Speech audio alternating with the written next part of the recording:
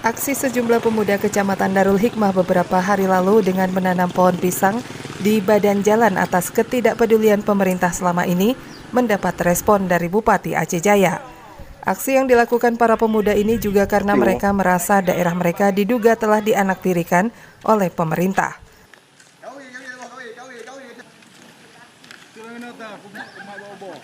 Menanggapi hal ini, Bupati Aceh Jaya Teguh Irfan TB mengatakan jalan penghubung antar kecamatan akan menjadi program prioritas pada tahun 2020. Menurutnya, jalan antar desa di Kecamatan Darul Hikmah saat ini memang sangat rusak.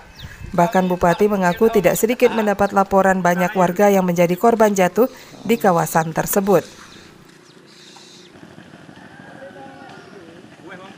2020 memang kita melihat jalan 2020 kita akan prioritaskan juga infrastruktur saya katakan tadi, baik jalan maupun jembatan, dan bagi jalan-jalan yang akan dilakukan dengan rehab nanti akan dilakukan rehab oleh Dinas PU, dan juga 2020 untuk Aluto itu sudah kita prioritaskan.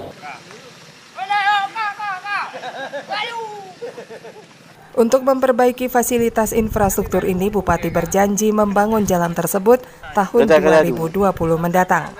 Para warga juga berharap apa yang disampaikan Bupati Aceh Jaya benar-benar menjadi kenyataan, karena jalan lintas antar desa ini merupakan salah satu jalur transportasi warga selama ini.